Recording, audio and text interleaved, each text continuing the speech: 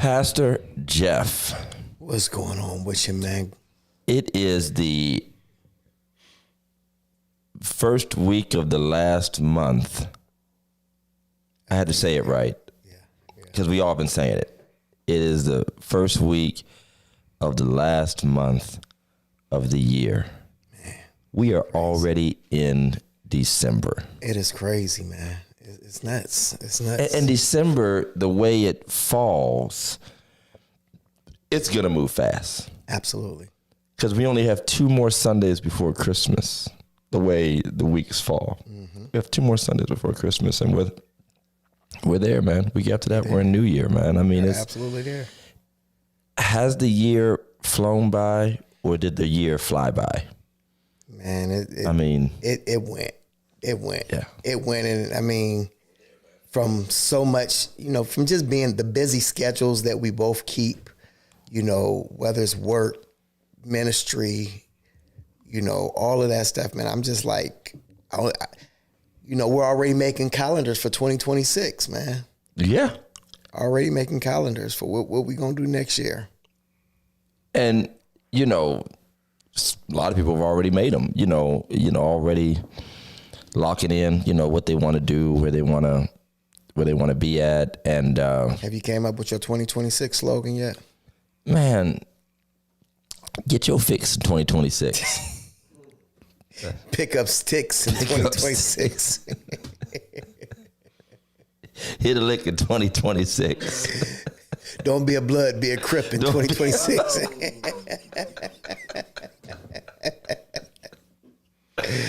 I mean, the possibilities are endless. It really The possibilities are endless. We would like you all to submit your 2026 themes. I'm sure there's a preacher out there that would appreciate it. Yeah. They're still a little slow on what they want to do.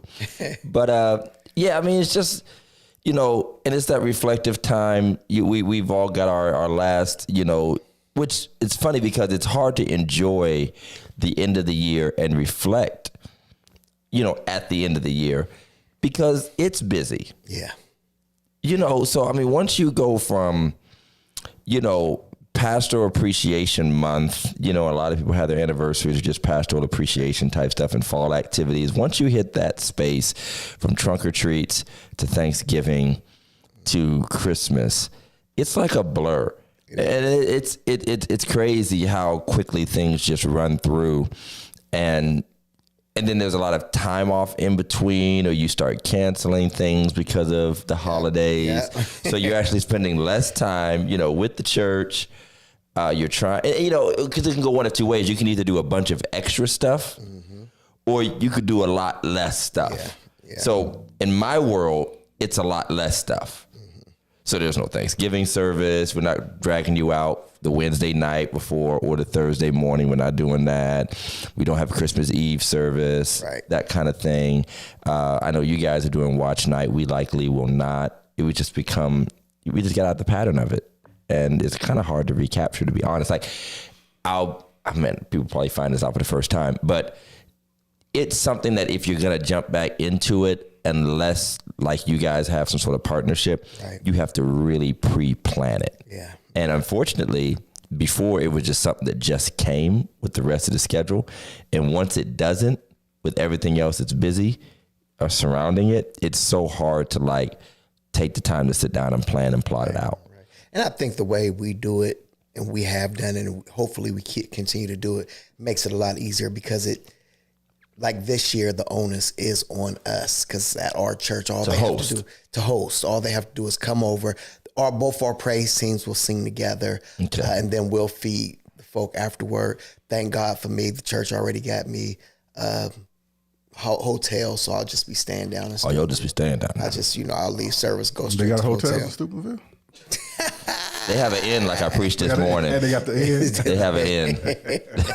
Yeah, grandma feeding y'all fried green tomatoes in the morning. I told her make sure y'all get me the jacuzzi, doc. The doggone jacuzzi bed and breakfast. Y'all hotels is in the green book. No, but I get it. You're right. And, partnerships, some of our churches, they do like jurisdictional or combined services. So I know some of my Church of God in Christ friends, they do like jurisdictional New Year's service. So, I mean, you know, you have your round robin preaching. You always get, you know, you got somebody. It's not all on one person. The combined choir, everybody know the same songs. That whole thing. Y'all should do a whole Main Street. Oh, that would be dope. That would be dope. It would be dope, man. I would go if I was invited, but I don't get invited nowhere, bro. I mean, come on. Come on, bro. When was the last time I got invited anywhere in the city? Please, in the city limits, man. Listen, y'all, I'm asking a serious question. When's the last time I was invited? Hey, I'm saying they ought to make it happen. Y'all ought to Anywhere make in it the happen. city limits, Joe, what was yeah. Pastor Shane? Listen, to my credit, I formulated before the pandemic the Sunrise Service Fellowship for the Main Street churches because we were all having some form of a sunrise service, and it went well for 3 cycles. We had our church, Grace, and Restoration. I mean, you know, I want to be asked into something. You know what I mean? Like, you know, kind of formulated, and that wasn't anybody's fault. Like, we didn't. Just next year came, and I don't think it was the pandemic. I don't know if it was the pandemic. I don't know what happened. We just kind of didn't go back to it, you know? But I get it, you know, fellowship and collaboration, and it happens. There are cycles. It doesn't mean it's bad. There are just cycles that churches go through where you see this fellowship and partnership, and it really works out for certain things. It could be outreach in the summer. It can be services like this around the holidays. Just kind of take, you know, the pressure. I mean, and I think we have a really ourselves in Mount Carmel. Okay. You know, even on the church's anniversary, he just came by. You know, he preached it last year. This year he just came by, sat in the audience, and just, you know. So y'all don't be beefing or nothing? I mean, ain't no beef. Are the praise teams gonna be competing? The West Coast. No, West Coast, East Coast. East Coast. Suge and Puffy. Did you watch that? Dude is the devil. The devil. And I'm sorry, y'all. Diddy is the devil. Diddy is the devil. I haven't watched the last episode yet because, I mean, how much sex and baby oil can you listen to in 1 hour? Finally got Coach Mike's attention. 4 hours. He done come about that laptop. I mean, you know, not that we don't know what adults do, including in some egregious situations, but it was a bit much. It was a bit much to have to, and they're just talking it, but it was a bit much to even listen to somebody talk about it. And this cat, man, I mean, I don't know how much of it. People keep on coming out and saying this wasn't true, that wasn't true. It was his own footage, right? But but some of the footage was. But I'm talking about what some of the people were saying. But the one thing I do know, you know, I ain't the strongest on hip hop heads no more, but 50 generally studies his material. He doesn't generally put out fake stuff. I mean, considering what we know about, you know, Diddy is a corporate guy. You know, Sean Combs is a corporate dude. So it can't be false. And here's why. Because he's a corporate dude. If it was false, it would have been sued out of existence. Truth be told. All they had to do was put them buffers up before and after each episode. So-and-so has denied all charges, or this is pending, or that is pending, or whatever. But apparently the security guards and the former friends and all of that, they said a lot of stuff that if it were false, the stories about court cases would be all over the news. When that girl asked dude for $5,000, oh yeah, and he said no, I was like, you're done, dude. Well, maybe he watched my sermon To save her kids. To save her kids. No, he watched my sermon today. What happened in his sermon? He said, "I just can't." Oh, you can't. I just can't. What got me though was, the first episode. Hold on, what? D Patton was gonna go to the top. D Patty, we were gonna call him Lil D Patty. He was gonna go to the top, That's why he didn't sign. but he dodged a bullet. Him and Rufus Black had a He group dodged a together. bullet. What were you about to say, Big Mike? What got me, like, the very first episode, they showed him in the hotel room on the phone with his lawyers talking about how they're going to handle the media and this and that. It's like the arrogance for him to even record that. Yes. You know what I mean? Yes. He kept on saying, God told me. God told me. I'm like, bruh. And you know what? God is not talking to you, sir. And let's be, that's a whole show we should be having. Like this ghetto street God that apparently only thugs hear. Like, I'm serious. Like, there's this other God out there that you have to be like a dope dealer, a rapper, or like blown out your mind. That you hear, it always be like, man, God got me, bro. God got me. I'm like, yeah, you about to die soon, but okay. I mean, what? Then we're really, I almost turned it off after he got done. He was out there with the people and he got in the van. He's like, I need some sanitizer. I was around too many people. I was like, are you serious? I got to take a shower now. Well, I just hugged 100 people. I got to take a shower. I mean, I shake a lot of hands after church and Mike be right there with the sanitizer. Well, I mean, you don't want to catch COVID. I was sitting on the couch like, I feel you, dog. I hug a lot of people too, man. Yeah, I mean, and him being at the center of both Tupac and Biggie's deaths. The footage of Biggie getting shot, and you heard the gunfire, man. I was like, that messed me up. They had a post that came up, and I didn't even bother saving it and sending it to you guys because it was just, we get these black think pieces based off of this, and and maybe you saw this, or maybe you will see it. Hey, Sister Hope, the young lady was like turning the documentary into like this deep retrospective on a theme she called Destiny Swap. Destiny swap. Now, of course, it's like 5 things how you know somebody's is stolen somebody else's destiny. But basically, she took the story of like Puffy being jealous of Tupac and Biggie's success and personas and how they just had the hearts of the people and all that. Part of the documentary talked about him moving Biggie out of the Rolling Stone cover so he could be on it, and then basically taking advantage of his death to boost himself and his own brand. And basically he became what Biggie was supposed to be.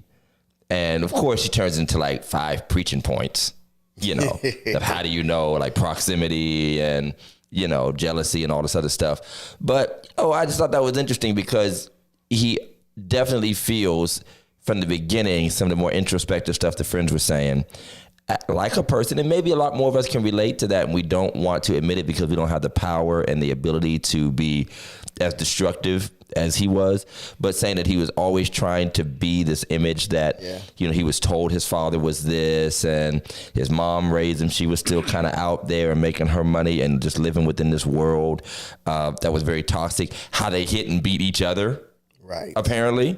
Yeah. Like she hit him, beat on him when he was a youth. He slapped her when he was a little older, all this kind of stuff. But it's all about trying to live through a persona. And he's desperately trying to live it while he's living with people who are actually living it. And he wants it. And he just happens to be positioned. You could definitely see the insecurity. Oh, yeah. You could definitely see the insecurity. But fame and money does a lot to cover that. And, and I'm sure there's some pain and some... Or at least, once again, we'll start talking about traumas and things like that. But, here's my opinion. Some people are just whack. Some people are just evil. Some people are just given to the worst nature of what they can get away with if they can get away with it and have time and opportunity. And even if there is trauma, there's a lot of traumatized people out here that ain't raping people, that aren't exploiting people, that ain't setting up people to get killed and all of that stuff. And so that's where I kind of draw the line. But before we jump off of this, which ended up being our kind of, early part of the show, Pastor Jeff, you did pose a question to us offline this week. Yeah. And I kind of want you to lift that because I think it's interesting. I asked because I don't know. I didn't know what was I guess, it seems like R. Kelly and Puffy are both in jail for the same thing. I mean, basically, essentially, for sleeping with girls, underage girls or whatever. And I'm like, R. Kelly got 30 years. This dude gets 50 months with time served. Well, see, you know what I thought about? I think after the fact, because we were just texting back and forth about it, and what we thought, why the differences would be. Some stuff is not safe for the podcast, so God bless y'all. But maybe it's because, like a lot of cases with big stars, And Puffy is probably more savvy and well protected than R. Kelly is, because again, he's corporate. R. Kelly was never really corporate. R. Kelly was definitely just a ghetto dude who was famous, and he never stopped being that. Whereas Puffy went straight corporate. I'm talking Ciroc. Right. I mean, he's in with the white bankers and all that kind of stuff, which is a different world. And they start telling you how to protect yourself. Right. Your boys in Chicago can't tell you how to protect yourself when the feds find a videotape of you and a young girl. Right, they just watching you. Right, yeah, they watch and with you. Right. When can I get a piece? But I would say that R. Kelly, of course, because he didn't legally protect himself, and I'm not saying that he should, like, he got caught and charged with more direct sexual crimes. You know what I mean? It seems like more direct. Okay. Whereas they got Puffy on like mob crimes where they get like periphery stuff that they can nail you on, like the interstate trafficking and witness intimidation, a couple of things like that. But they didn't actually get him for the assaults or the, specific things like that. They got him more the periphery business style charges, whatever, tax fraud, tax evasion, Yeah. So, I mean, but you're right. And to be clear, man, and I just say this to anybody, man, black people can just be wrong and deserve their punishment without feeling like it's the system trying to bring them down. Right. I mean, he was about to buy NBC or, because he's a famous black man, of course they're trying to bring him down. I don't believe that. Black people can be good and black people can be evil. Absolutely. Just plain and simple. Free R. Kelly. He believed he could fly. I believe I can fly. He believed he could fly. What's up, Pastor Tatum? Good to see you. Praying for you, and you still in your ministry and school endeavors as we are as well. But yeah, man, let me touch on this real quick before we jump to the next segment. Your dude, your leader, your president. Please. The trifecta of foolery. I'll just list them off. The trifecta of foolery. All right, first of all, you got this brother removing, which I didn't even know was a thing, but once I heard about it, I was mad. Right. He removed 2 special days that were supposed to be free admission to the national parks. One of them was Martin Luther King Day. I don't know what the other one was. Juneteenth. Was it Juneteenth? Yeah, Juneteenth. So they were both black holidays. Okay. It's Hitler. It's Hitler, both brother. Black holidays. So Juneteenth and added his own birthday as the day. And I mean, I guess the first half of that problem of removing the black days would have been, all right, this dude is just an ignorant prick. He's continuing. But to add your own birthday, right? Like to celebrate yourself. That's the kicker right there. Diddy is nothing but a narcissist, and so is his president. Right. I mean, so that's the first thing. Second thing, calling the Somali people garbage. Saying he wants them out. He's the nod father. He fell asleep like 3 times on TV and claims he's getting MRIs and doesn't remember what he's getting MRIs for, which nobody orders MRIs for no reason.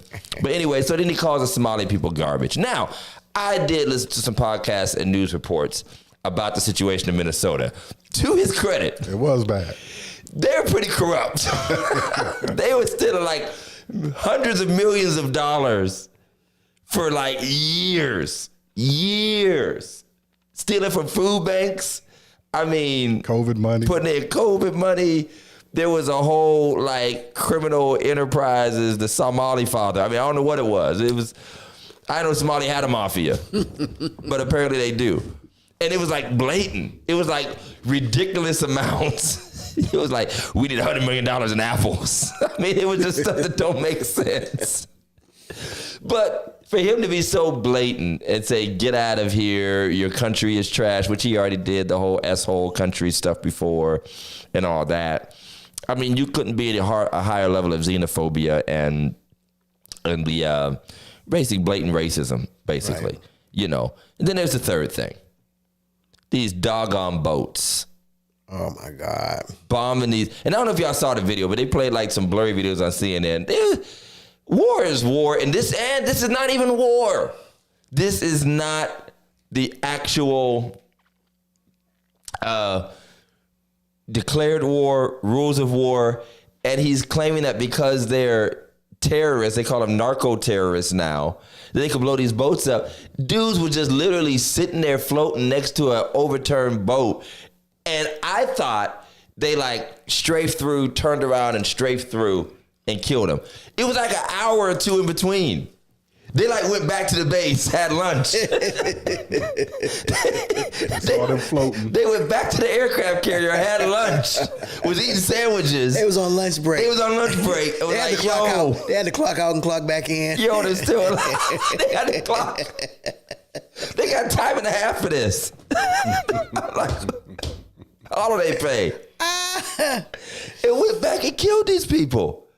And so here's the funny thing. There's several things going on. First of all, these Venezuelan boats can't even make it to America. They're not in Cuba. They're in Venezuela. Those little boats have to get gassed like 10 times to get to America. So they're not even coming here. They're going somewhere else. And I'm sure they're still doing bad things, but they're going somewhere else. All right. Secondly, this does not meet the rules of any Army operation at all. They're making up some crazy way to try to justify it, but nobody agrees with it outside of the White House. And then thirdly, he just pardoned a dude that sold like 400 tons of crack to America. The president of Honduras or something. Something like that. I ain't see that. Yes, he just pardoned another dude that we had arrested who was a president of a drug state. This dude is the pardon king. And sold like 400 tons of cocaine. He got to have pardoned more people in 1 year. But only bad people. Yeah, only all bad people. He pardoned the Joker. Thanos. This guy pardoned Thanos. He pardoned Hitler.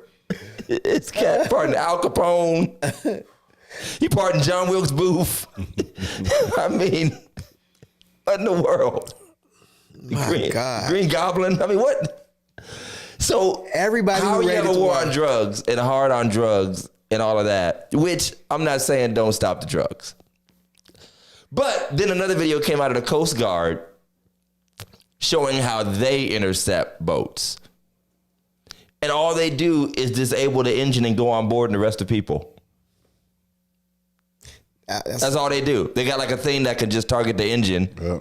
They just hit the engine, disable it, and then they come out and say, we're the Coast Guard, and they just surrender. So I'm just like, what?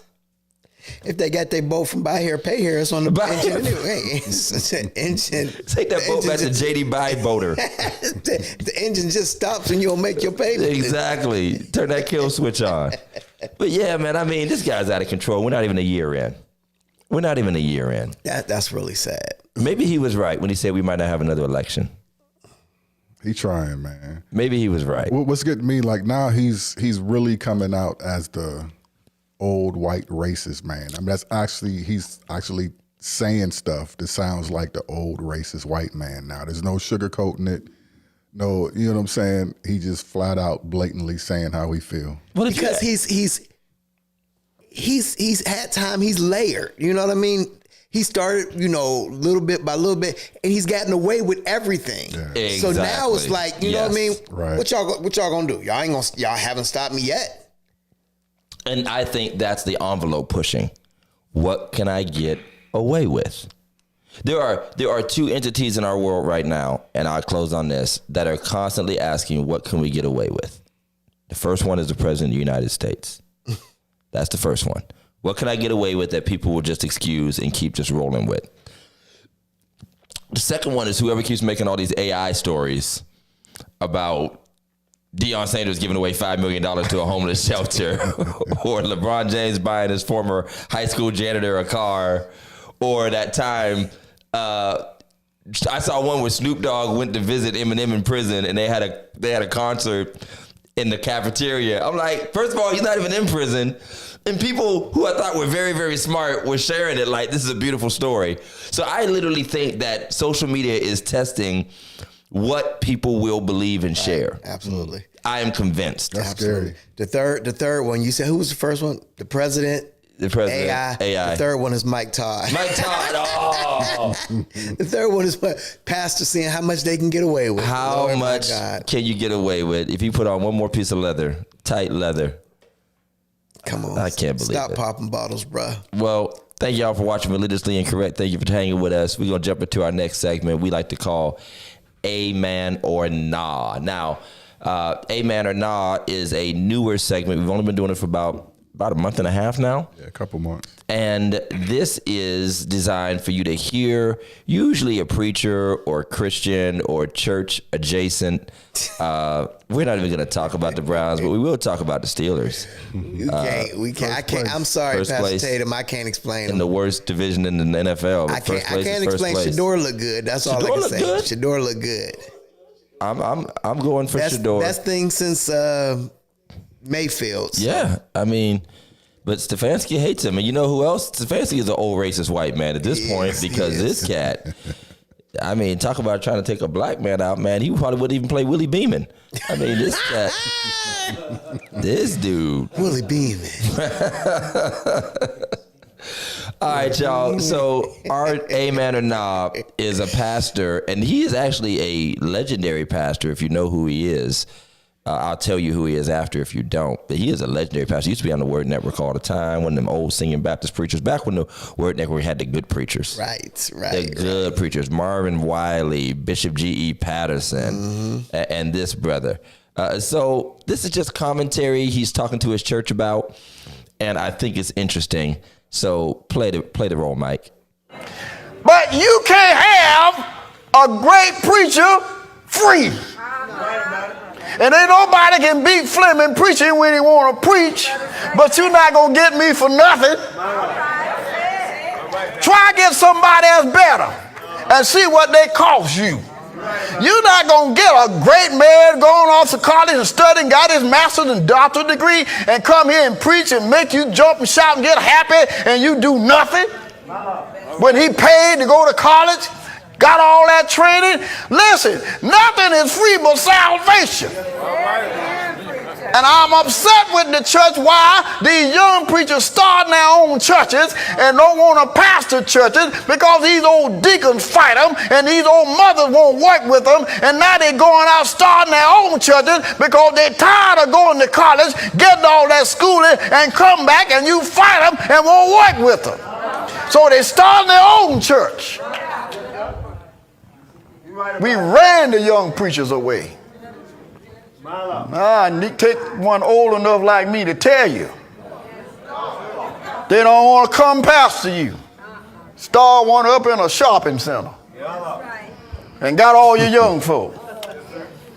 Watch out, Fleming. You drive them away. They're tired of getting all that education and come back and being rejected by old established folk that won't change.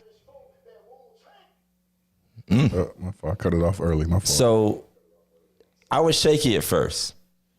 Because I'm like, man, where's he going with this? You know, where is he going with this? He's saying, you know, preachers cost if you want a quality preacher, which, by the way, Sister Johnson says nah. She said nah kind of quick, and I know you were responding to the first half. I know you were because we were halfway through.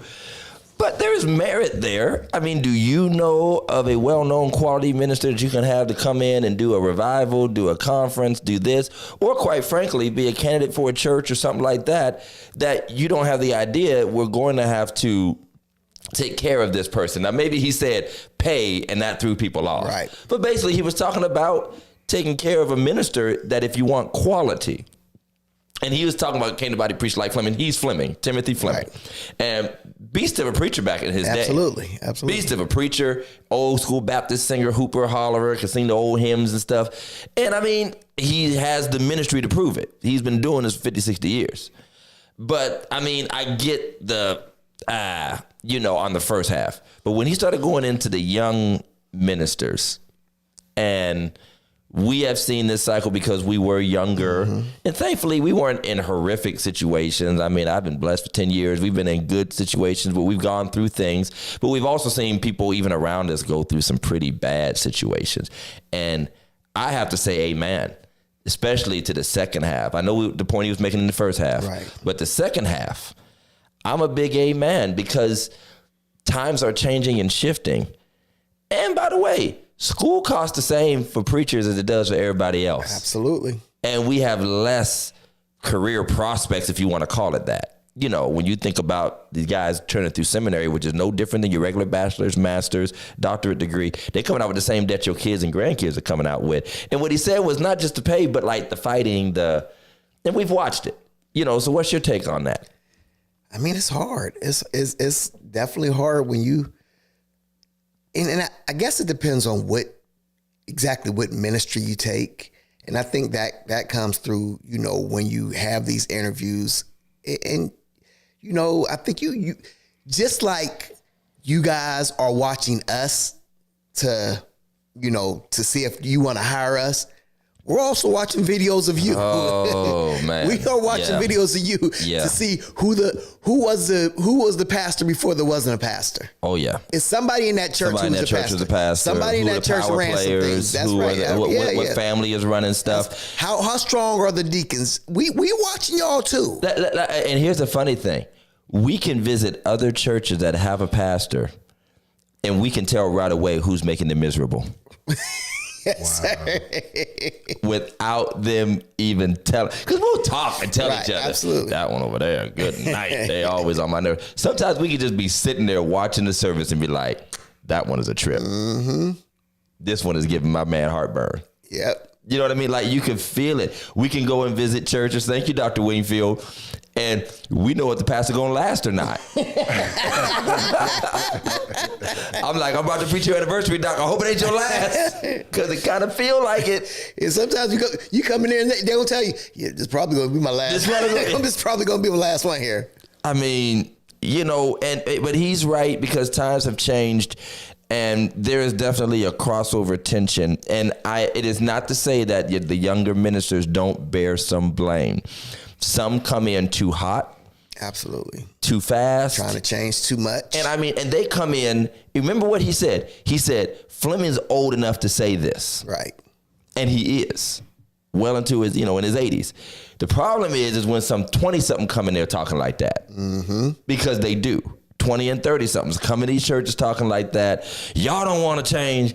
I'll go somewhere else. All this degree I got, that's why folk don't want to be here. Like, there are ways to communicate it and kind of, And that one deacon's like, bye, nigga. Bye. Listen. That's exactly what he's saying. I was here bye, before nigga. you came. I'll be here when you gone. I voted you in, I'll vote you out. Absolutely. So young ministers, and I've watched some. I mean, here's the other part of that. And I don't know when this is social media, but I don't know how plugged in and tuned in he is. But I mean, I'm watching more guys that don't have the currency yet. Because, and I keep saying this, they are accepting a church, but marketing to a whole other crowd on Facebook and social media. They have their own persona. They putting all these pictures up of themselves. They made up their own logo. They doing all this extra stuff, all these announcements, all these deep speeches. And I'm like, bro, you're 28.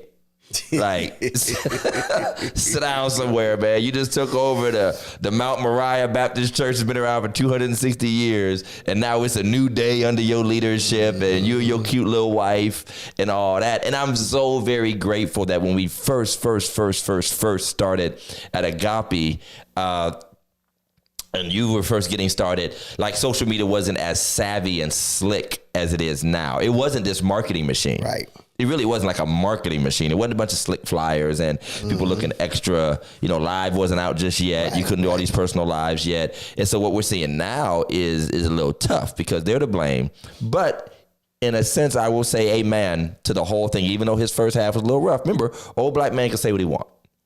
If old white man can say he's small as a garbage, old black man can say you need to pay a preacher. That's just my feeling. And we shouldn't be offended. Brother Carroll said, I understand it may make people uneasy to hear a pastor, he wants to be paid what he's worth. But in the second half, he said younger pastors are leaving because the seasoned saints won't work with them. Us older folks have to sometimes shake off the yoke of 7 last words of a dying church. That's the way we've always done it. Yep. Oh, my goodness. Literally the 7 last words of a dying church. That's the way we've always done it. And that's why you are where you are. Right. Absolutely. Been there, done that. And one thing I've learned as we get off of this is you can do it, but you got to let somebody help you do it better. Yeah. you don't have to become a Kurt Franklin church right away. And I'm not picking on him as name, but you don't have to become a whole different style. But a person may be able to introduce excellence within your wheelhouse. Within your wheelhouse. That's our story. In some ways, it's second is some of our progress has been being able to take who and what we are and bring excellence and a form to it that bridges the young and the old. That almost introduces it with a fresh face if you let them. But there's also, again, a tension. But Pastor Holbrook, love you, brother. My father says the committee that cannot stand in the church is the cold water committee. Listen, you're absolutely right about that. Because they're the ones that throw cold water on everything that you try to introduce. Absolutely. So I say amen. And I give him respect. Now, if some young 25-year-old preacher was saying that, I'd have been like, nah, doc, sit down somewhere. His age and experience earned him an amen. And he's watched it. He's watched it happen. We've watched it happen. We're nowhere near that age, but we've watched it happen, and it's happening more and more. Yeah, he's been there more and more. So he gets an amen out of us. So we want to jump into our next segment that we call meme of the week. This is our oldie but our goodie. It's getting a little harder to find memes sometimes, but I did find one that I thought was good. So why don't you welcome to this segment we call Meme of the Week. Meme of the Week. Meme of the Week. Welcome to Religiously Incorrect, ladies and gentlemen. Meme of the Week. Meme of the Week. Thank you. Send us your memes of the week. Meme of the Week. Meme of the Week. We are, these are all jokes. We are just playing. So speaking of modern churches, if you haven't noticed, a lot of our musicians wear headphones in church a lot. In-ear monitors, they call them, or over-ear headphones. And for those that don't know, because you might see our music director, our keyboardist, who uses and talks into a mic during the service, he's talking to the other musicians in the headphones, kind of telling them what they're going to do, what they're going to play, when they're going to change keys, we're going to do this, we're going to do that. That stops them from having to wave hands and all that. Now, I come from the old school where you just point and shout and turn around and just, yo, back to the top. You just make motions. But they live in this world called talk back. It's called a talk back mic. Just real quick, just so you know, they just literally asked for those at y'all church. And they gave it to me, said, would you like me to purchase these for our musicians? I was like, denied. Denied. It's a slippery slope. Wow. Denied. It's a slippery slope. And that's another thing I would say. You have to earn the right to have a talkback system. You got to be operating at a certain level that it makes sense. You ain't ready for that. It has to make sense. It does. It has to make sense. But for those that don't know, this is a slick, quiet way of them preparing for the different movements in the service. And one of those movements, believe it or not, is when the service is getting high and the preacher's getting excited. And sometimes if the organist or whoever is not the main guy, somebody else will tell him, all right, it's time. It's time to help the preacher. And y'all know what I'm talking about. Mm-hmm. We help the preacher. So what happens when it goes wrong? Let's see. Yes! I feel my help coming today. Hey, Joe, he ready, man. Hey, start pushing him so we can go home, man. Retired. He been here for like 3 hours. Push him. Bro, what's your mean, though? Bro, push him, bro. I'm the MD. Push him. Y'all ain't got no help today. But I'm coming to tell you that I'm ready. And I got some... No! I'm not ready for all that right now. I'm not ready for that. Come on, you're a musician. You have to be in order. You have to be in line with the spirit. Hey, my bad, bro. Okay? My bad. I don't know who told you I was ready, but I'm not ready. Like, just stop. Don't worry about it. I back myself up. Don't let nobody force you to go somewhere when you're not ready to go.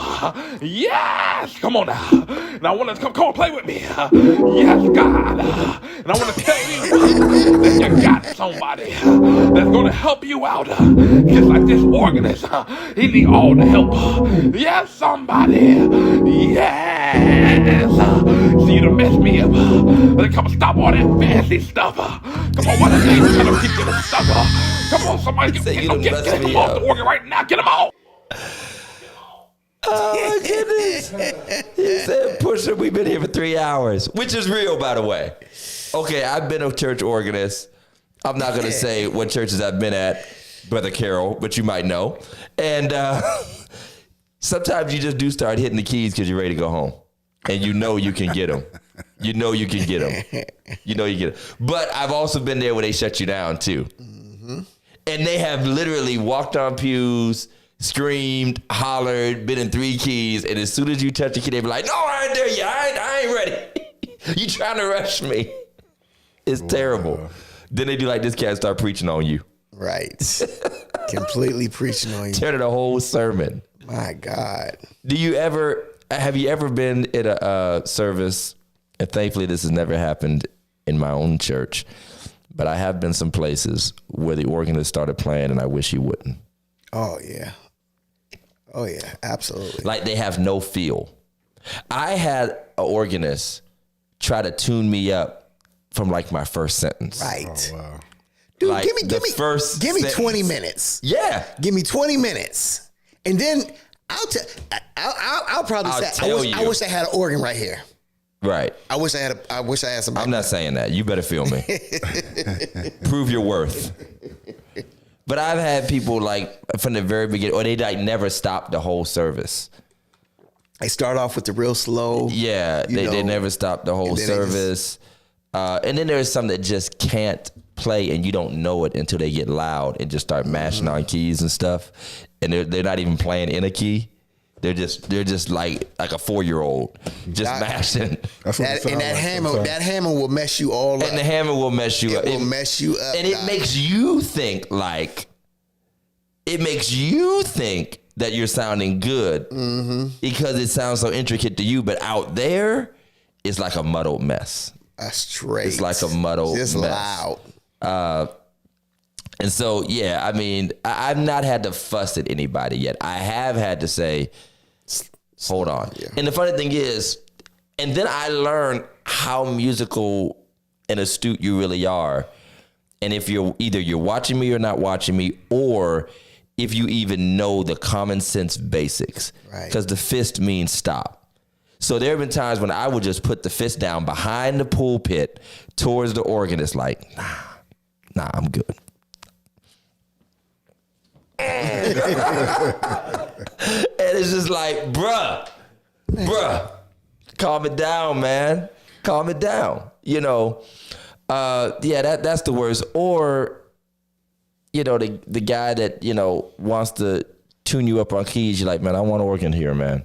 Right. I do not want to be tuned up with no space music, with no Meet George Jetson's mess going on.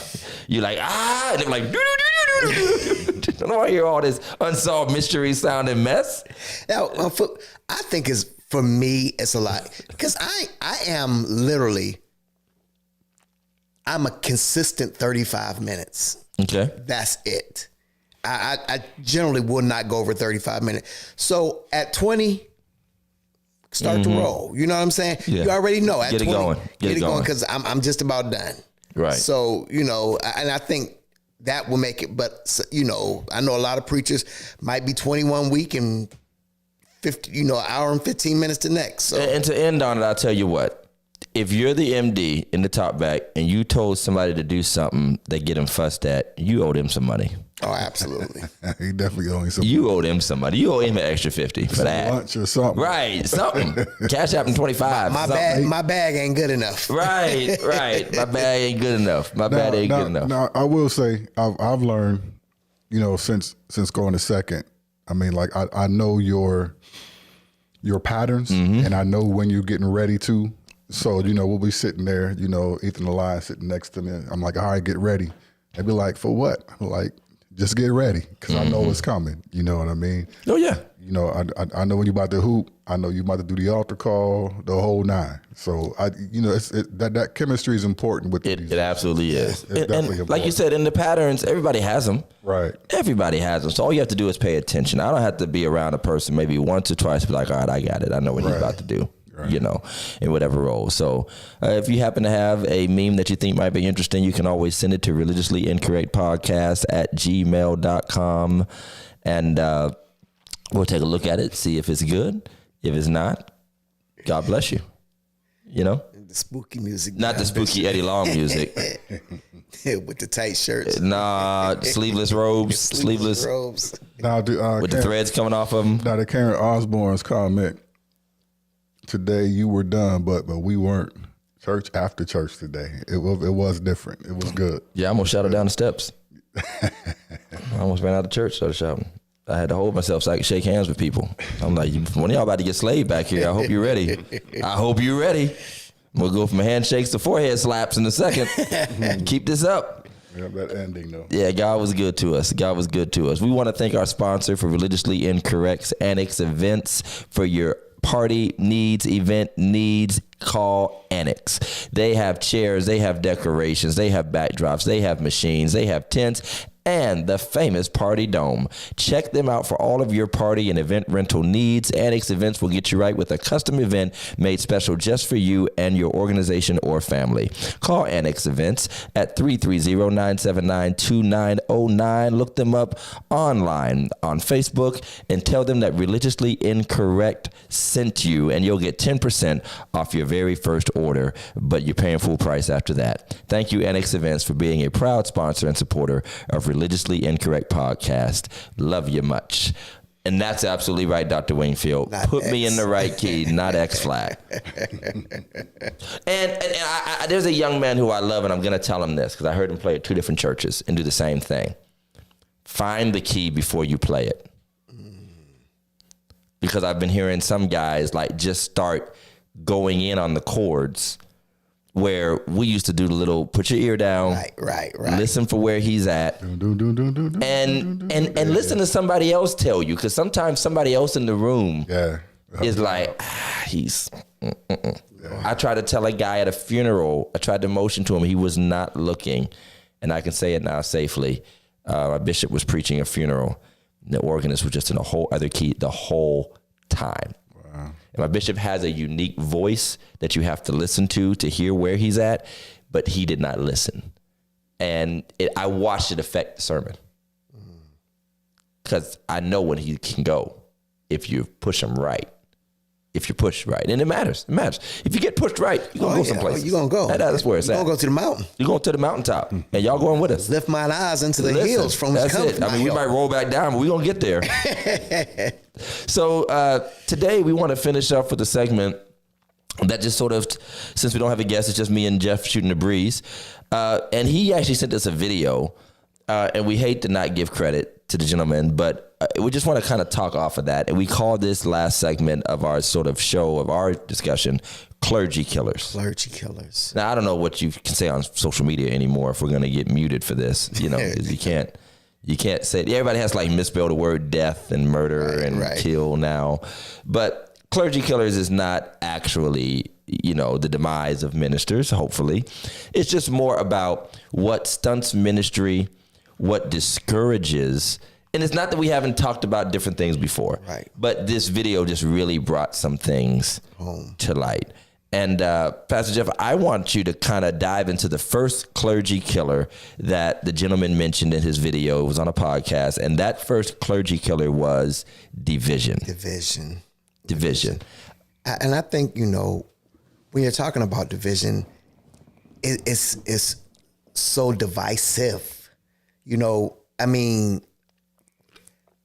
and I'm quite sure you've been there. I know I've been there. I've been there over this last year where somebody gets mad at the church and all of a sudden they want to start, you know, pulling on people. Yeah. Your issue cannot become everybody else's issue. Right.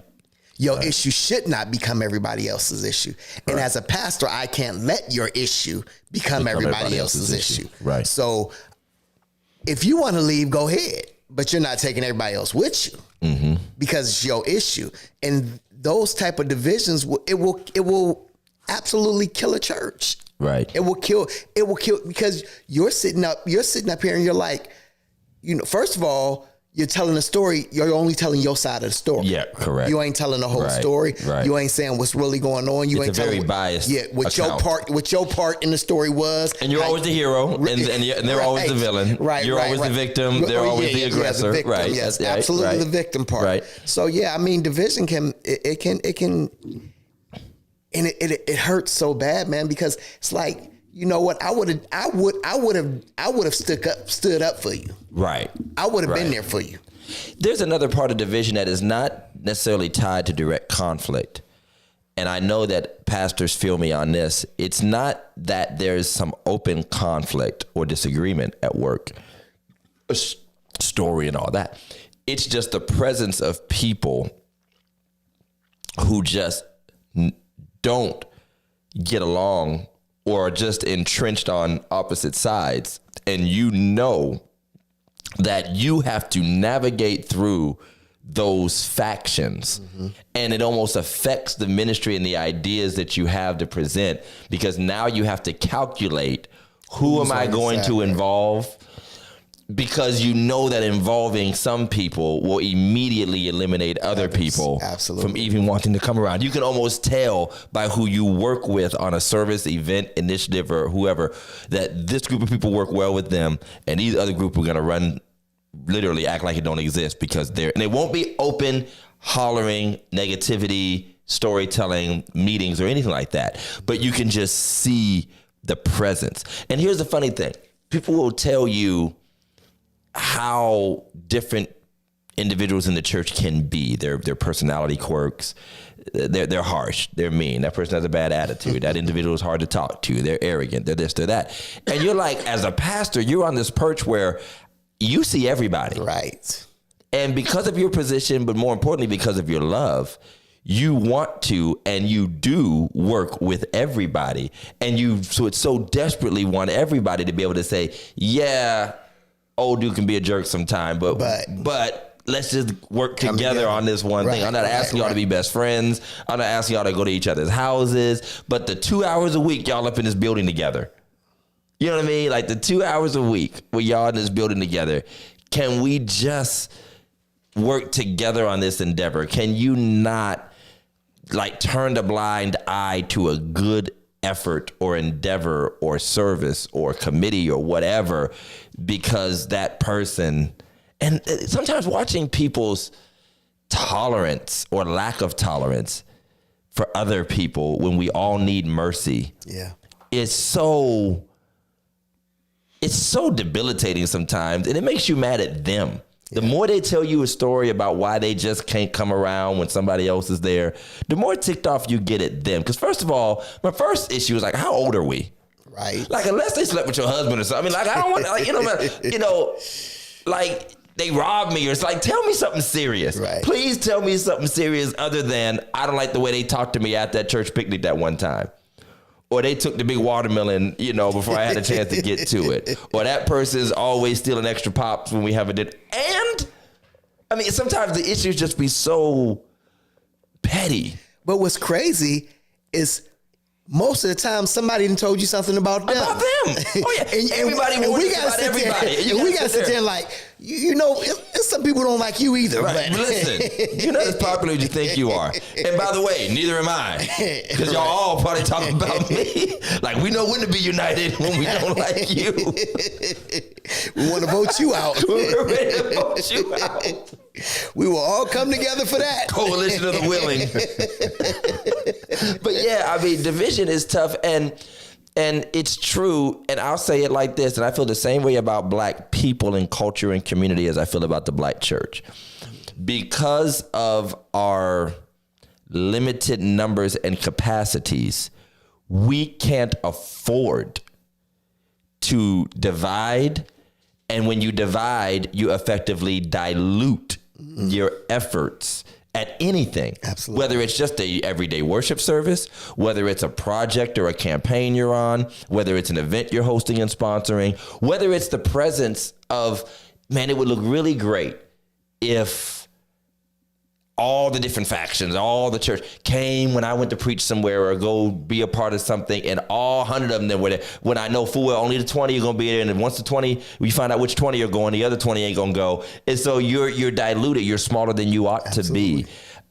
You got people missing out of ministry. You need that voice in the choir. Absolutely. You need those extra hands on the usher board. You need more help at the VBS. But again, divisions, and we won't even show up to argue. We just don't show up. That's it. And we don't show up to be in contention with people. We just decide not to show up. I mean, the one passage, and I know you've preached it, I've preached it, everybody have preached it probably at one time, is that, and we rebuilt the wall. And we rebuilt the wall. It's a we thing. And to Hope's don't point, come together. You know, and to Hope's point, and I'm glad that the longer one she made sounds good, but unfortunately everyone doesn't want to reconcile and work together in a way. And you are absolutely true. But here's my point, and maybe this is wrong. I don't need everybody to reconcile. Just come and do the work and go home. Sometimes it's just show up. You do it on a regular Sunday anyway. You come and sit in your seat. The other person sits on the other side. You're in the same building, got the same pastor, go to the same church. That does not mean you got to be on top of each other and have this big hug out and all that kind of stuff. But maybe sometimes it would happen slowly and you would get more comfortable with people and learn how to work around people if you weren't always avoidant. But here's the truth of the matter. It's only at church. It's a guy right now at my job who hates me. Right. Absolutely hates me. Right. Because I told the truth. He done something. We had to go to the front office, and I told, what was I going to do? Yeah, you're going down for it. I ain't losing my job. I told the truth what happened. And dude hasn't talked to me since. I got to walk past him every day. He don't stop coming to work. He didn't quit his job. He ain't stopped coming to work. I ain't stopped coming to work. I need, something I call him, we just ain't going to talk, but we ain't going to stop getting that money because of it. Exactly. Yeah, you ain't about to take my money from me. Right. Yeah, so I love that. The second clergy killer you mentioned. And by the way, we're not just talking about ministry killer. We're talking about what actually impacts the heart of the pastor. Right. Like if you want to know what breaks the pastor's heart, as much as we talk about money, we want to raise this, we want to succeed at this. It's really the more personal things. Yeah. It's not we didn't raise enough this year. I mean, there's worries and anxiety that come with stuff like that, but I think the more personal, mental, emotional impacts come out of these things. The second one was disappointment. And the brother framed it in a specific way. It was the disappointment of giving your best effort to teach, to preach, to model, to show example, and even to set vision, and to see people not change and maybe not even attempt to change. And I want to correct something. I don't think it's that they don't get it. We are too smart. We get it. We just don't want to. We don't want to. And here's my point on that. You went first on the last one. I'll go first on this one. People are selective about when and how they want you to be the spiritual authority in their lives. Oh my God. Explain. When they are in grief. Okay. My words are like gold. They need the pastor to come to the hospital, the nursing home, the hospice, and tell them it's all in God's hands. That kind of thing. When we do have to support them or justify them in something that they might be right about, I'm going to call my pastor. He's going to stand up for me. I'm going to get advice, all that kind of stuff. But when it's time to preach truth for change and transformation, when it's time to encourage them to be better as a member, as a servant, as leaders, and you're challenging them, you're almost watching them blow you off. Like, let me just get out of here. And as the brother said, pushing any harder than a suggestion comes off as fussing. Yes. And it's disappointing because at the heart of every true pastor, and I do believe that most men and women of God have this sincere desire for the betterment of your life, not for the betterment of just themselves, ministry, more butts and pews and money in the buckets and all that stuff. It's that we know the end result of you rejecting the teaching and the preaching and not trying to model it out. We know the frustration of trying to do it and trying and failing, and but we also know, I mean, Jeff, you and I have pastored long enough, and I'm gonna say this bluntly, to watch young fools become old fools. Wow. And we're just now beginning to see what maybe some of these older ministers, like the brother we saw at the very beginning, it starts to feel, and talk real blunt. We wonder why they talk the way they talk when they get old. Because some of them have watched somebody go through their entire life. Absolutely. Never stop coming to church, by the way. Or they never stop knowing or seeing them around. And you watch their life go the opposite direction it should go because they rejected the word of God in their life. And then here's the worst disappointment. And then we now have to watch these people publicly tell other folk what they weren't taught. Get on Facebook and say, my preacher never told me this. Never told me that. They never taught me this. Oh my God. Nobody helped me or looked out for me when I was young. It was like, bruh, I was picking you up every Sunday morning. All our sermons are on our iPad. Right. We can show you exactly what you said. Exactly. But not even that. Like, we counseled you personally. We encouraged you after church. We checked up on you. Whether you're the wayward teen, the person going through a divorce, the individual you're trying to face this job loss. What should I do? I remember, I don't even want to know what the preachers felt like. I wasn't quite there yet. And I'm about to get real personal, y'all, so log off now. I don't even want to know what the preachers felt like when the true, genuine pastors had their members getting laid off and getting buyouts from these companies. And they were like, put your money away, save, downscale, scale down, da-da-da-da. And they watch these folks go on trips. They watch these folks buy cars. They watch and then they come out, everything's so God abandoned me and all this stuff. Now, I know there's some cats that went out there talking about tithe off your money or your severance or your whatever. But a lot of people were like, yo, calm it down. Let me preach some wisdom. We're doing it at Christmas time right now. Calm it down. Don't do all that. But you're going to talk about how happy you made your kids and then need your gas bill paid in February. Right. Absolutely. So it's just like, it could be practical advice, but sometimes spiritual. Like, you should be more further along spiritually. Yeah. We done prayed and praised and preached too much for you to still be like this. Absolutely. How do you feel as a pastor when you... I think what got me was when he said, it's painful when the pew and the pulpit don't seem to agree. We talk all the time, and I've heard people say that. I've said it, that I'm preaching to an audience of one, and that's God, and if God is, but listen, truth of the matter is, if the pew does not get what I'm saying, or we are somehow out of a line, like you said, if I ask,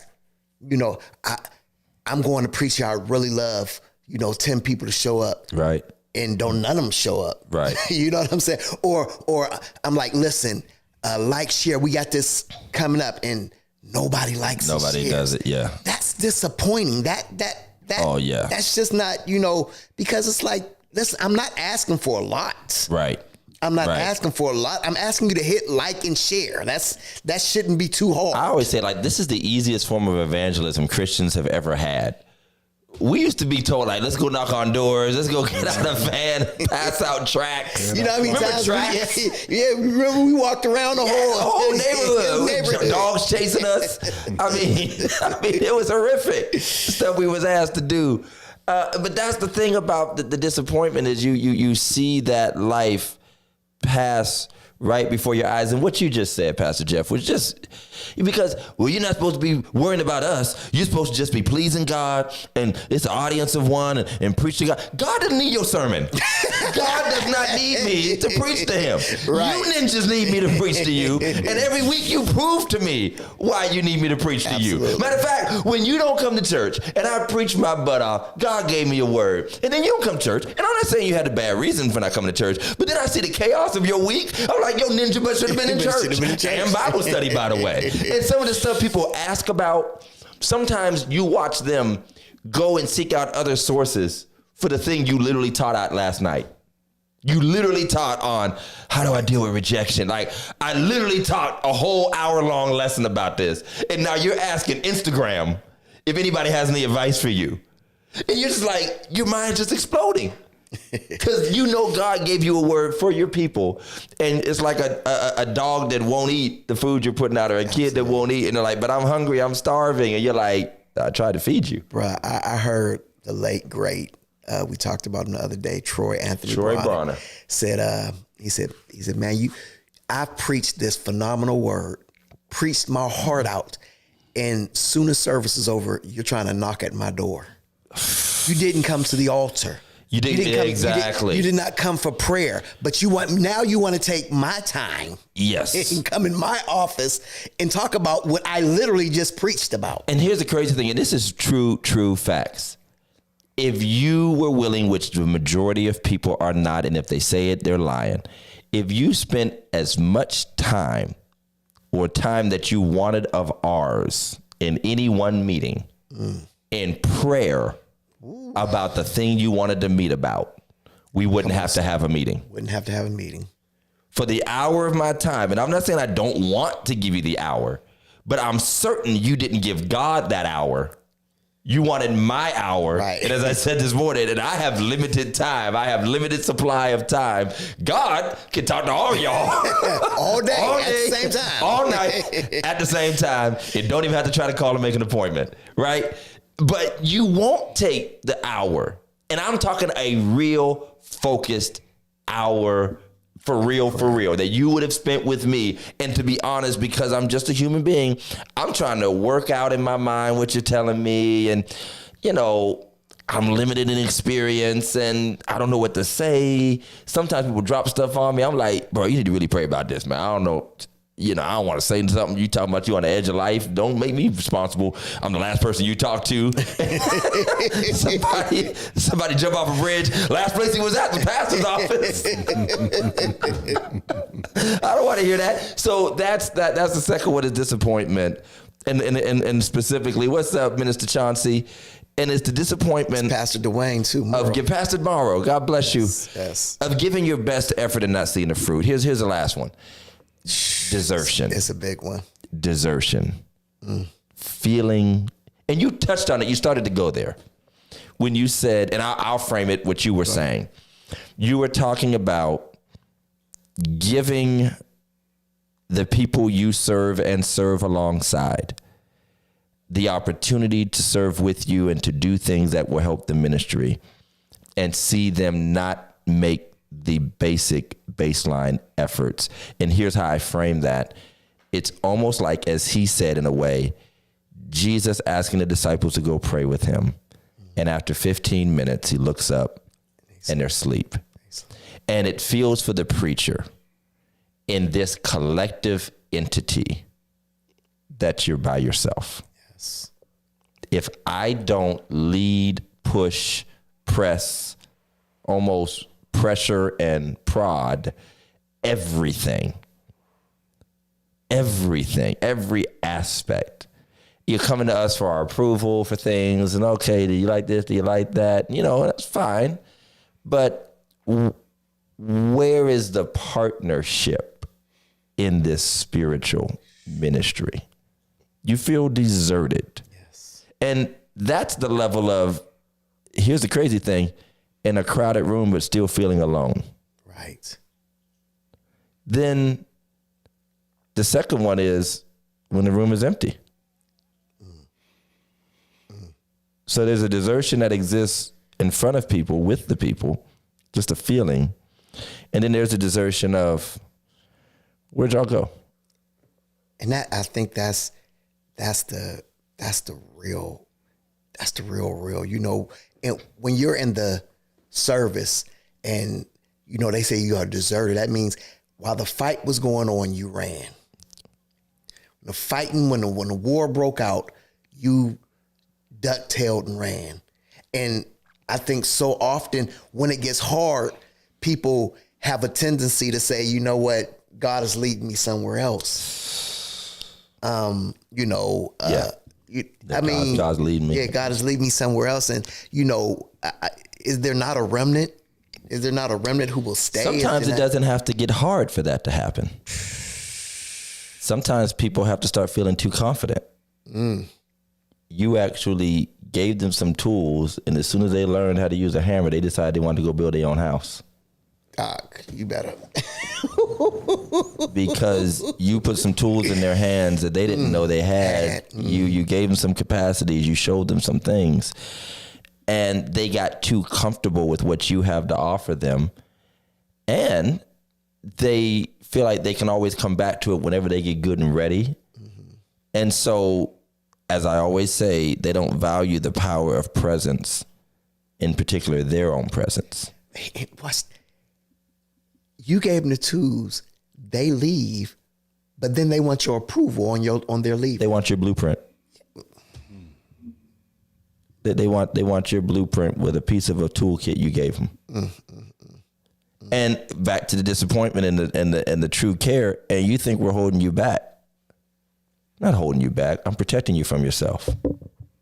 Again, we can now honestly say we've been around long enough. And we live in these platforms now where we can kind of see it. And we know everybody lives in their own bubbles. And preachers live in a ministry bubble. Clergy lives in a ministry bubble. There's stuff that we care about, like sports nuts and political wonks and all that. Like, you live in this little bubble where you're just paying attention to stuff nobody else pays attention to. Boy, we see more successes and failures than you'll ever hear about. Man. Then preachers talk amongst themselves as well. And we're like, man, I'm just Captain went out here and got off track. And, so we know what's going on. But that desertion is not always we feel left by somebody who has aspirations or ambitions. That desertion can often feel like,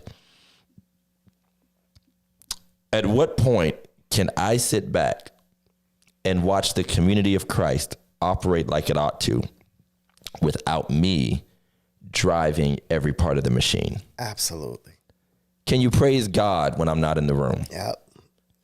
Can you pray fervently when I'm not in the pulpit? And maybe, I used to sit back. Okay, so I grew up going to a lot of, especially Kojic Baptist churches and all. And we used to sit back and we felt like the preachers weren't doing enough. We used to watch preachers sit through whole services while people were shouting, rolling on the floor, testifying, choir singing. And we started preaching whole sermons about the stank preachers sitting up there, too important to praise God. Until it's their turn. Until it's their turn and all that kind of stuff. Now I have a little bit different perspective. Maybe they know that if they always and by the way, you're talking to the guy who runs the service from beginning to end. I admit it. I run a service from the time Mike points at me and says, we're live, to the time I walk down the aisle and give the benediction. There's very little parts of the service. And maybe I've done that to my own detriment, because what I haven't given the chance to people here's a moment of confession. Maybe what I haven't given the church an opportunity to do is build its own culture of worship and flow without me being the central vocal point of it. And some of those pastors, we thought they weren't doing enough, but maybe they know, because what kind of power you wield, so to speak.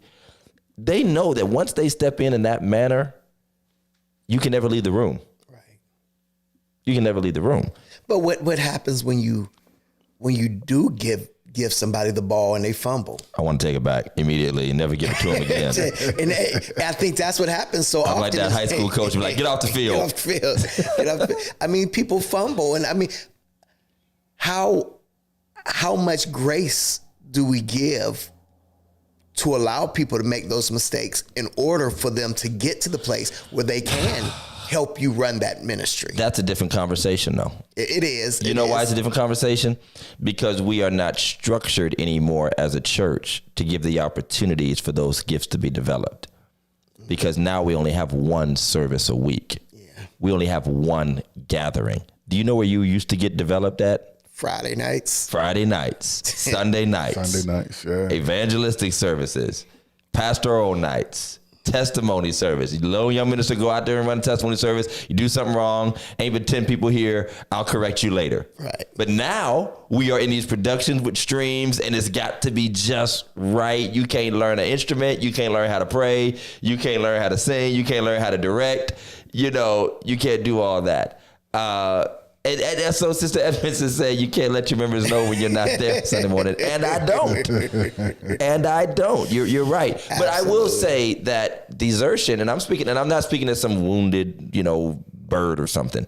But I will say that this is a common feeling because the pastor, if the disappointment is about their concern for and consideration for the people, the issue of desertion is a recognition that we ourselves are human. Absolutely. That we ourselves are human. And the human side of us is just like everybody else. We want to feel good about the work we do. Absolutely. We do. We're human. I literally want to feel good. And you don't get to choose, just like I don't get to tell you, you all love to say, you can't tell me how to grieve, or you can't tell me how to celebrate, or you can't tell me how to feel. Y'all love saying that about you. But then they usually have these metrics and these standards and boundaries for us. You ain't supposed to do it for that. Well, maybe I just want to walk out of church and feel happy by Sunday. Maybe I just want to feel like I created something. It's not about that. Well, it's not about that for you either. But like she said, and other people have said, if church ain't hype for you either, you walk out disappointed. Yeah, absolutely. If you don't get the word you want. Here's the thing about desertion. I'll tell you how, when I feel desertion, when God moved in a powerful way, and I know there are always reasons. When God, whether it was through the preaching, especially, and I'll just say it because it's religiously incorrect, especially it's through the ministry of preaching, especially if God just had me in another place. And you could tell the blessing of the Lord was all through the church. And the next Sunday, attendance is in half. And you're thinking to yourself, what God did, we should be clamoring for again. Yeah. And you don't know work schedules. You don't know bad week. You don't know long night. You don't know any of that. All you know that there's a lot more empty pews out there than there were last time. And everybody's minds start playing tricks on them. You don't know what to think. Is it just not important? Do people feel like I got what I needed? Boy, that was such a blessing. That was a double portion, so I could miss a week. I mean, look, you don't even know. The crazy thing is, it's probably been it's probably different reasons. Our anniversary was not too long ago. Packed, completely packed. It's our anniversary, obviously. It's going to be packed. Right. But the next week, obviously, it was less attendance, but it was less than it generally is on a normal Sunday. And so we gave y'all that effort, bro. Right. Stayed for dinner. I wake up and what's his name from Sandusky? TJ. Not Bishop Thomas. Not was it Shears? Toledo. Bishop Shears? No, I can't remember his name. Well, anyway, he puts on Facebook. He says, "Was attendance very low for y'all?" Oh yeah. I know you're talking about. And you just should have went down the line, and it was. Everybody cold. was like, it was yeah. cold, but everybody was like, yes, it was low, and I'm like, maybe trends do walk across churches, don't they? Because when the spirit is high, we be like that too. Right. We be like, was everybody else's church off the chain this week? Like, was God talking to everybody? You know, and you be like, yeah. And then we really will be like, and pastor, we'll text each other, be like, yo, bruh, was it a little funky this week for you? And we're like, y'all, did they call each other or something? Is it a boycott? Did Jamal Harrison Bryant? He said forget Target. Yeah, he said forget Target. Boycott Second Baptist this week. Second Baptist all across the world. Black out all the Second Baptists in the church. But I mean, I'm sorry, man. I'm human. Yeah, I'm human.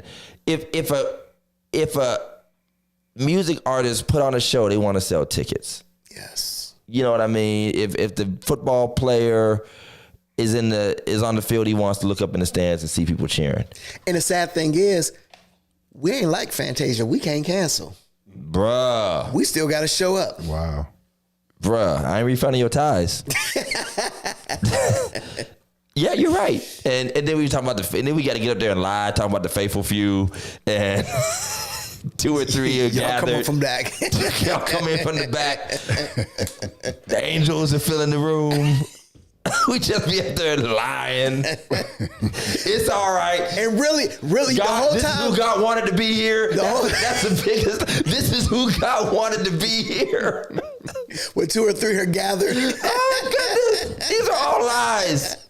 Y'all ninjas supposed to be in church. We feel desertion. We feel deserted. And I'm sorry, man. Like, and I get mad that we were given all these lines and cliches to use when church ain't hitting, when people don't come. That's funny. You know what I mean? Or here's the new millennium lie. It's more from watching online and my numbers are up. Listen, if I go in your analytics, 3-second views, swipe, because I'm one of them. I was the view. I was watching during service. But yeah, I mean, and that's a real emotion. Because, and you know what's crazy is like we created this crowd dynamic and we hate that the pastors and the preachers are stuck on it. Yeah. But we created the crowd dynamic. We did. That the pastors created and the people did too. We all participated in this together. Yes. Let's just be clear here. We all, whether it's building the big churches, you know, creating we all did this. There's no one-man show. I mean, somebody can drive it, but it took some willing participants. You know, unless you're Jim Jones or some joint, even they start off halfway normal for a minute. You know, it's crazy how, you know, it can mess with your mind because truth be told, we do wrap up our identities a little bit in this. But to your book and to my point, when you joined, you made a promise. You made a promise. You know what I realized from the book? The promise wasn't specific enough. We need to put some numbers on these joints. You will attend 75% of services. We need to go from covenant to contract. Revise the. These are not tithes. These are payments. These are payments that you're obligated to, and we will report to all 3 credit bureaus. Not all 3. Bruh, Experian. Do you know what it's like to have a collection from your church? Your tithes are 30 days in arrears, and TransUnion calls you? I bet y'all will be in church this Sunday. I mean, that would be funny, boy. I would propose that. We need to be reporting tithes to credit bureaus. Experian.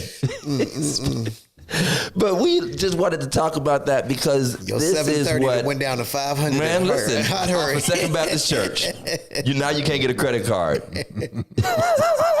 Can't buy a house. You can't buy a house that we told you God was gonna bless you with. We told you God was gonna bless you with it. Then we reported you to TransUnion. You can't get it. You ain't blessed in the city no more. Just you just blessed in the We're blessed in the gutter. We're blessed at Christie House. At the Christie House. At the Mission. Oh my God. All right. This was fun. So this is just, and I know, okay, so I'm going to talk to 2 groups of people before we go. To all the lurking preachers, you're welcome. Amen. To all the preachers that watch us or you tune in later on so we can't see that you watched, you're welcome. Because we know you feel what we're saying. Absolutely. You can't say it. You won't say it. You keep it to yourself. We will say it for you. We'll take all the hits. I've gone to other cities and people are like, yo, I saw y'all show. And I'd be halfway embarrassed. So many people see it that I'd be embarrassed like a mug. And to the members, to the people, we're telling you how your pastor feel. Just telling you. And just to be honest, we ain't pathetic or nothing. We're just telling you how we feel. Just to be and Pastor Todd and myself, we talk a whole lot. Mostly about y'all. Right. But we ain't about to commit suicide. Neither one of us about to kill ourselves over y'all. But some pastors are. It's real. It's a real thing. Some pastors literally feel deserted. Yeah. And, you know. Abandoned and disappointed. Bruised, wounded. All of that. Nobody knows church hurt like the church pastor. My God. And never will. And I'm not taking away anybody's church hurt experience because I know there are some stories out there. I mean, from the mundane personality stuff to straight up abuse, exploitation, assault, rape, everything you could think of, people, you know, exploiting your money, all that stuff. But there are so many genuine, good, sincere, yet imperfect people who are called to preach, teach, lead. And man, it's a different dynamic, you know. And I saw one of them posts that said, your apostle, bishop, pastor can't do like y'all and leave the church and just quit. I almost typed, speak for yourself, Doc. Right. But really you don't. You're tied to the ministry. You're yoked to the ministry. And here's the funny thing. You could do that whole, it's everywhere. Yes. It's everywhere. And we know that. So there's no perfect church, no perfect pastors. And so hopefully we can all work together. We're close as we get. We're close. I mean, we're almost there. Well, right there. Like 99.9. Like the percentage that Ohio State was going to make the playoffs. Right. That's about where we're at. We can lose a few and still get in. Sorry, Notre Dame. But guess touchdown Jesus wasn't on your side this time. But we appreciate y'all watching and listening to us hash out. We'll be having more great episodes before the end of the year. Some great guests. We really don't have the interruption of the New Year's and Christmas. So I kind of want to go all the way through, man. I'm probably going to need it, especially with these kids being out of school. I'm going to definitely need to come down. I might do 2 shows a week just to get out the house. just to get away from them kids. Hey, also real quick, we were talking last week about it. We want to do a show with the studio audience. It's time. So if you guys are interested in coming down, hanging out with us while we record, do a show, you guys are more than welcome. Let me know, let Pastor Jeff know, Pastor Todd, hit us up, text us, email us, whatever. But yeah, we're trying to do it real soon. I'm thinking sometime next month, man. I think it'll be fun to have a studio audience with us. So check us out. Let me know. Cool beans. Thanks for watching. This is probably the most important Sunday night service you can go to. Absolutely. We got it. We're faithful. We're here. And we're kind of semi on time. But next time, same bat channel, same bat time. Hope to see you Religiously Incorrect podcast. Peace out. Peace, y'all.